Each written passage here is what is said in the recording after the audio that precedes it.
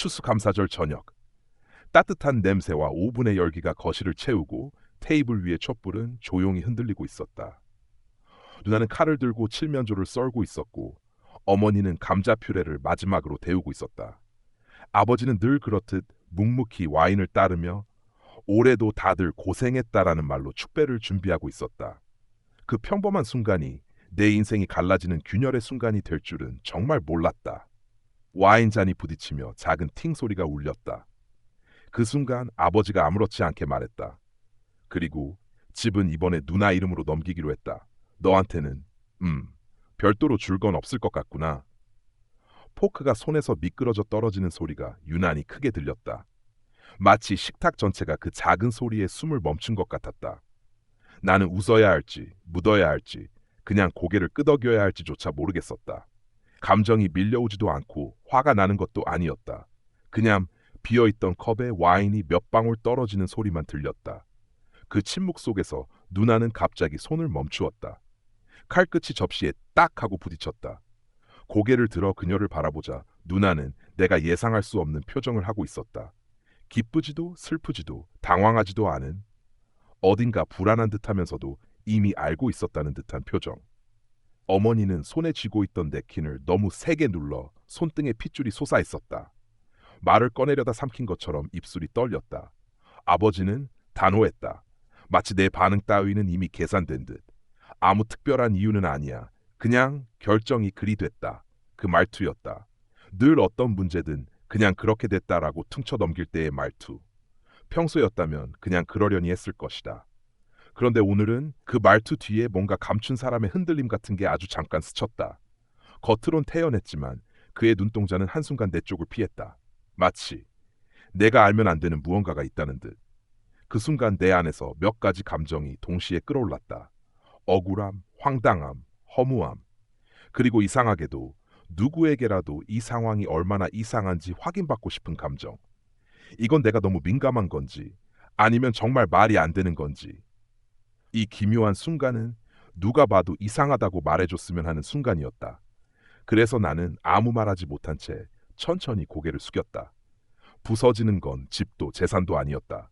내가 가족 안에 자연스럽게 포함된 존재라는 믿음이었다. 하지만 가장 이상한 건 그 다음이었다. 식사가 끝나갈 무렵 누나는 갑자기 자리에서 일어났다. 잠깐만. 그녀는 부엌 쪽으로 걸어가더니 한참 동안 돌아오지 않았다. 식탁에 남은 건 우리 셋, 그리고 미묘하게 어색한 침묵. 아버지의 표정은 더 이상 평소의 아버지가 아니었다. 어머니는 자꾸만 시선을 피했다. 그날 밤 방에 들어와 문을 닫고 혼자 앉아있자 모든 감정이 한꺼번에 밀려왔다. 겨우 참았던 모간이 뜨겁게 조여들고 손끝이 떨렸다. 방문을 잠그고 불을 끈 뒤에도 머릿속에서는 계속해서 같은 생각만 반복됐다. 왜? 왜 누나고? 왜 나는 아닌데?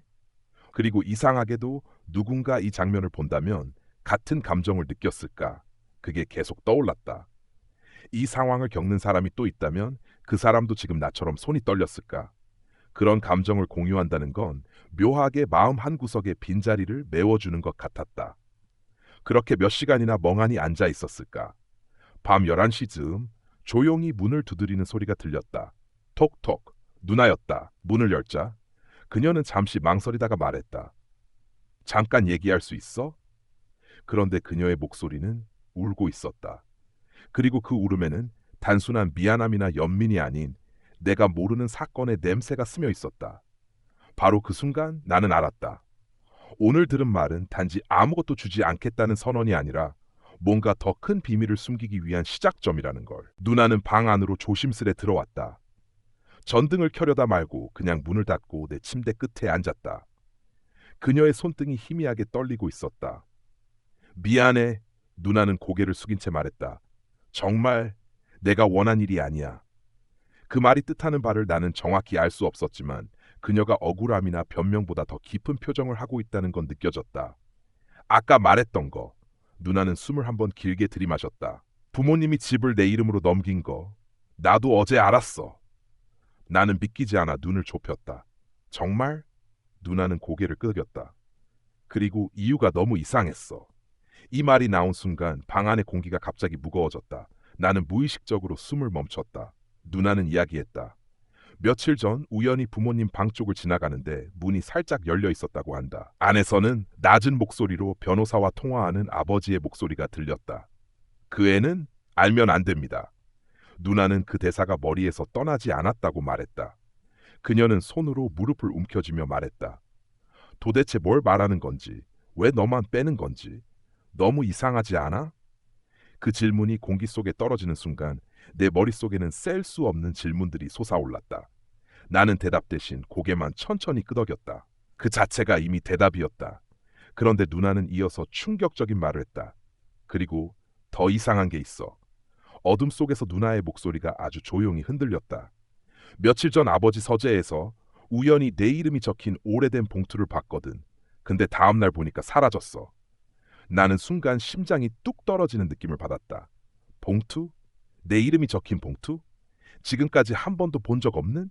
누나는 나를 바라보며 말했다. 그 안에 뭐가 있었는지 나도 진짜 모르겠어.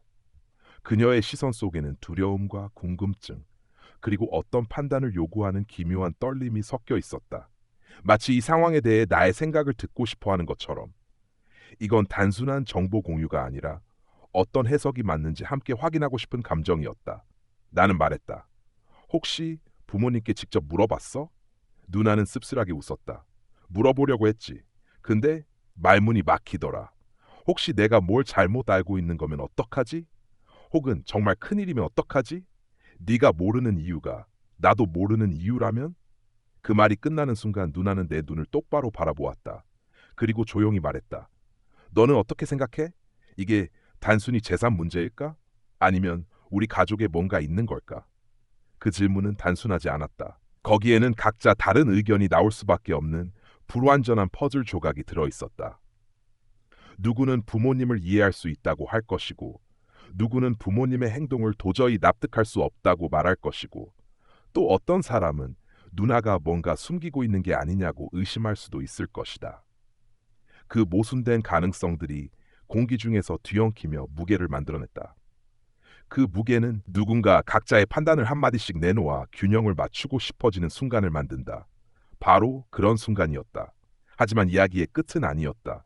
우리는 그렇게 낮게 속삭이며 한참을 이야기를 나눴다. 그런데 딱 거실 쪽에서 무언가 부딪히는 소리가 들렸다. 우리는 동시에 멈췄다. 발소리가 들렸다. 천천히 복도 쪽으로 문을 넘어서 내 방 앞에 멈췄다. 누나는 나를 바라보며 숨을 삼켰다. 그때 문 아래 틈에 그림자가 드리웠다. 그리고 문이 천천히 아주 천천히 열렸다. 너희 아직 안 잤니? 아버지였다. 하지만 표정은 방금까지 우리가 알고 있던 아버지가 아니었다. 그리고 그 뒤에서 어머니가 모습을 드러냈다. 눈이 벌겋게 충혈돼 있었다. 아버지는 우리를 천천히 바라보며 말했다. 이제는 말해야겠구나. 그 목소리는 이미 오래전부터 준비된 듯한 목소리였다. 그리고 나는 직감했다. 우리가 알고 있는 것은 시작에 불과하다는 것을. 아버지가 방 안으로 한 걸음 들어왔다. 누나는 본능적으로 기침을 삼키며 등을 곧게 폈다. 어머니는 문턱에서 멈춰 우리 둘을 바라보았다. 그 눈빛은 마치 오랫동안 붙잡고 있던 무거운 짐을 이제 내려놓으려는 사람의 표정이었다. 거실로 나와라. 아버지는 짧게 말했다. 우리는 무언가에 이끌리듯 따라 나왔다. 새벽 공기에는 식지 않은 불안의 온도가 남아 있었다. 빛이 꺼진 거실에서 아버지는 우리를 서재로 데려갔다. 서재는 평소와 달랐다. 책들이 가지런히 꽂혀 있던 곳에 빈자리가 있었다. 책상 위에는 금고가 반쯤 열린 채 있었다. 어머니는 손을 모은 채 서 있었다. 아버지는 금고 안에서 오래된 파일 하나를 꺼냈다. 모서리가 닳아 누렇게 바랜 그것엔 내 이름이 적혀 있었다. 가슴이 점점 조여들었다. 누나도 숨을 삼켰다. 이건? 아버지는 파일을 테이블 위에 조심스럽게 내려놓았다. 너와 관련된 모든 이야기다. 나는 말을 잃었다. 아버지는 의자를 당겨 우리를 바라봤다. 우리가 집을 누나에게 넘긴 건 단순히 재산을 정리하기 위함이 아니다. 아버지의 목소리가 낮게 떨렸다. 너를 지키기 위한 결정이었다. 지키기 위해? 머릿속에서 수십 개의 추측이 떠올랐다 사라졌다. 나는 물었다. 날 누구로부터요? 아버지는 대답하지 않았다. 대신 어머니가 천천히 앉으며 말했다.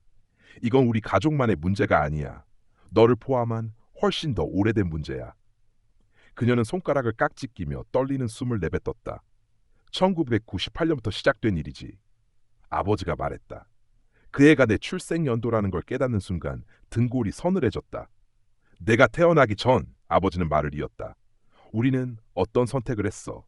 그리고 그 선택은 네가 알게 된다면 다시는 돌이킬 수 없다. 누나가 조심스럽게 물었다. 그 선택이 지금 이 상황과 관련된 거예요? 아버지는 고개를 끄덕였다. 그래서 집을 내 이름으로 넘겼다. 누구든 우리를 찾아온다면 너 대신 누나가 앞에 서게 될 테니까. 그 말은 우리가 평생 알고 있던 가족의 형태 자체를 뒤흔드는 말이었다. 하지만 더 충격적인 건 아버지가 파일을 열려는 내 손을 붙잡았다는 것이다. 안 된다. 목소리에 절박함이 묻어 있었다. 지금은 아직 이걸 열 때가 아니다. 나는 손을 멈추고 아버지를 바라봤다. 왜요? 아버지는 잠시 입술을 떨었다. 그리고 아주 낮게 말했다. 그걸 알게 되면 네 삶이 완전히 달라질 거다. 우리가 원하던 방향으로는 절대 가지 못할 거야. 누나는 눈물을 머금고 말했다. 그럼 저희는 지금 뭘 해야 하죠? 아버지는 잠시 고개를 숙였다가 천천히 우리를 바라보았다. 그 시선에는 설명할 수 없는 불안과 동시에 결심이 섞여 있었다. 그러니까 그는 깊이 숨을 들이마셨다. 우리가 준비될 때까지 기다려라. 그리고 너도 마음 준비를 해야 한다. 어머니도 조용히 고개를 끄덕였다. 이 파일은 언젠가 네가 직접 열어야 해. 하지만 그 언젠가가 오늘이어서는 안 된다. 그 말은 마치 앞으로 이어질 더 큰 이야기의 도입부라는 듯했다. 그때 금고 옆에서 작은 종이가 아래로 떨어졌다. 나는 허리를 굽혀 그것을 주워 들었다. 양피지 같은 종이 위에 글씨 하나가 희미하게 남아 있었다. 진실은 아직 한 장도 펼쳐지지 않았다. 문장이 너무 짧아서 도리어 충격적이었다. 누나는 공포와 호기심이 뒤섞인 얼굴로 나를 보았다. 그리고 조용히 말했다. 이게 다 무슨 의미일까? 나는 대답하지 못했다. 하지만 내 안에서는 무엇인가가 이제 시작한다고 웅웅 울리고 있었다. 그리고 그 느낌은 지금 여기서 끝낼 수 없다는 묘한 끌림처럼 가슴 깊은 곳에서 꿈틀거렸다. 마치 앞으로 이어질 모든 이야기의 조각들이 지금부터 하나씩 나타날 것 같은 예감이었다. 그 밤 나는 알았다. 이건 단순한 가족 이야기가 아니라 내 인생의 다음 장이 열리는 소리라는 것을. 그리고 그 다음 장을 열지 않는다면 내가 평생 무엇을 놓치게 될지 알 수 없다는 불안한 기대감이 조용히 그러나 강하게 꿈틀거렸다. 그 감정은 오래도록 사라지지 않았다.